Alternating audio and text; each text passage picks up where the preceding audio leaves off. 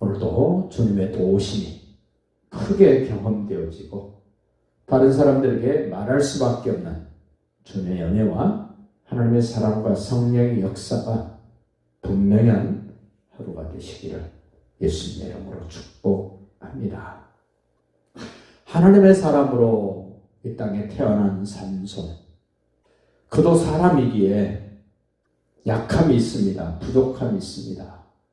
그 여자에 대한 사랑, 미련, 그런 것 때문에 마음이 하나님께로 가야 될 터인데 사람에게 집중되었을 때, 구별된 하나님의 사람이었지만 성령으로 힘을 엄청나게 쓸 수 있는 사람이었지만 한순간에 무너져버리는 그 모습이 얼마나 안타까웠는지, 하나님이 말씀하신 그 말씀을 생명같이 여겨야 될 텐데 그 말씀을 불순종하고 무시했을 때 그의 모습은 비참했고 짐승과 비슷한 모습으로 연자맷돌을 돌리고 있는 그 모습, 여러분과 저의 모습도 별 다를 바 없는 사람입니다.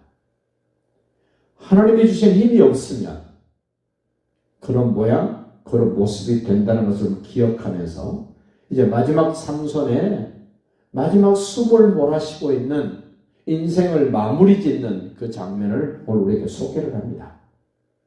28절 봅니다. 삼손이 여호와께 부르짖어 이르되, 기도는 부르짖을 수밖에 없는 기도가 있습니다. 마음속으로 조용하게 묵상하면서 기도할 기도도 있습니다만은 대부분 급한 기도, 매우 중요한 기도는 부르짖을 수밖에 없습니다. 오늘날 교회가 조용해져 버렸습니다. 기도도 조용해져 버렸고 찬송도 조용해져 버리고 말씀을 받는 모습도 조용해져 버렸습니다. 저는 그 조용한 모습을 공동묘지라고 표현하고 싶습니다.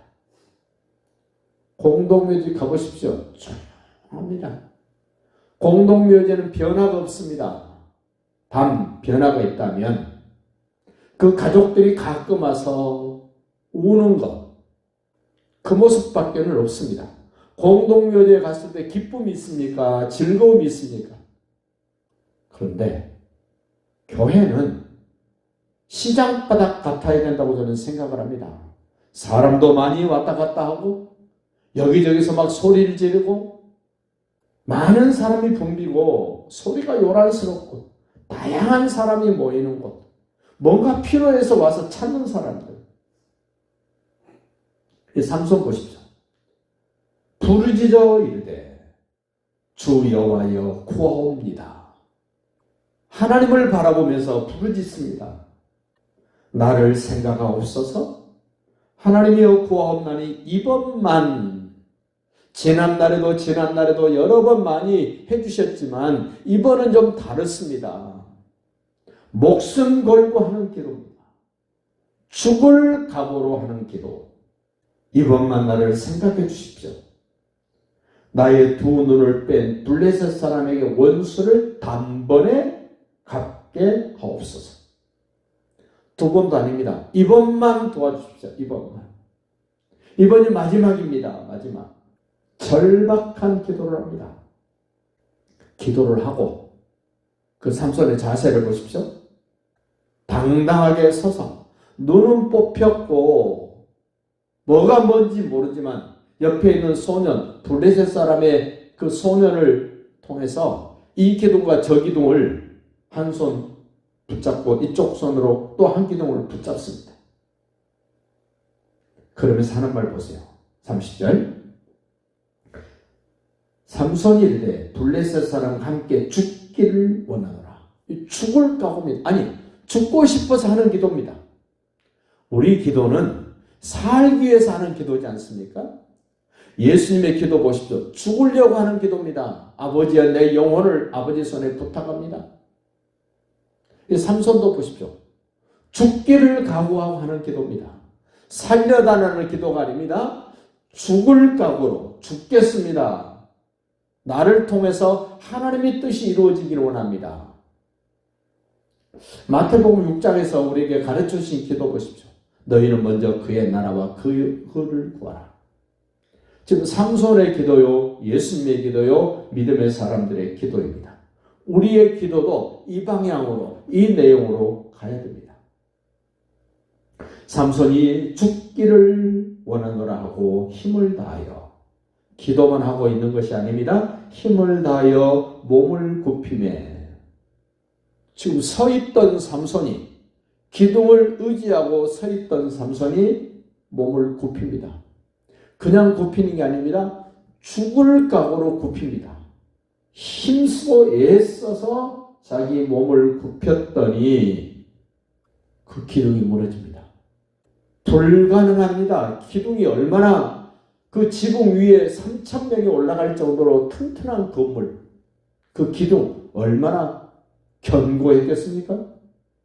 그런데 삼손이 그 기둥을 무너뜨려 버립니다. 삼손의 머리카락이 길어납니다. 그리고 삼손이 죽을 각오로 하나님께 매달려 기도합니다. 그 결과 보십시오. 그 집이 곧 무너져 그 안에 있는 모든 방백들과 온 백성에게 덮이니 삼손이 죽을 때 죽인 자가 살았을 때 죽인 자보다 더욱 많았더라. 삼손은 이렇게 자기의 생을 마감합니다.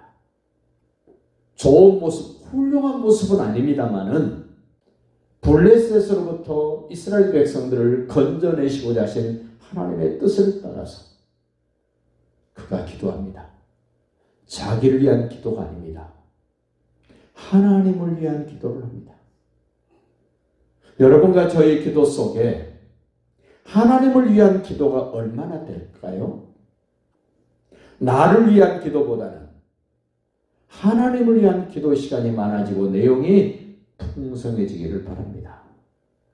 마치 예수님이 죽으실 때 하신 기도나 삼손이 지금 죽으면서 하는 기도나 우리가 늘 예수가 힘써서 해야 될 기도가 다를 게 없습니다.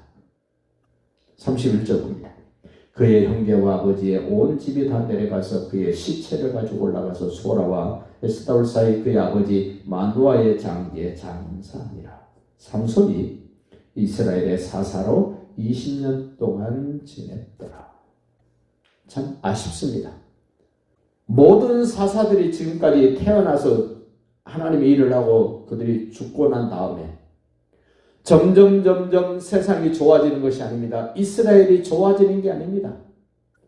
사사가 등장하고 또 죽고 또 다른 사사가 등장하고 12번의 사사가 등장을 합니다. 그래도 이스라엘이 변하지 않습니다. 하나님은 더 좋아지기를 기대하는데 세상은 그러지 않습니다. 이제 내일 아침에 보게 될 사사기 17장은 끔찍한 일이 벌어집니다. 도저히 생겨나면 안 되는 사건이 생깁니다. 왜 그렇습니까? 이스라엘 사람들에게 왕이 없으므로 이래요. 사사기의 특징은 그들이 왕이 없으므로 자기 소견에, 자기 마음에 좋을 대로 행하였더라가 특징입니다. 자기 하고 싶은 대로 하는 겁니다. 왕이 없기 때문에, 예수님이 나의 왕이 아니기 때문에 자기 하고 싶은 대로 합니다. 자기 마음대로 합니다. 자기 편할 대로, 자기 좋을 대로 합니다. 하나님의 말씀이 분명히 주어졌음에도 불구하고 그것이 부담스럽고 그것이 힘들면 그거 헌신짝처럼 내버리고 자기가 하고 싶은 대로 합니다.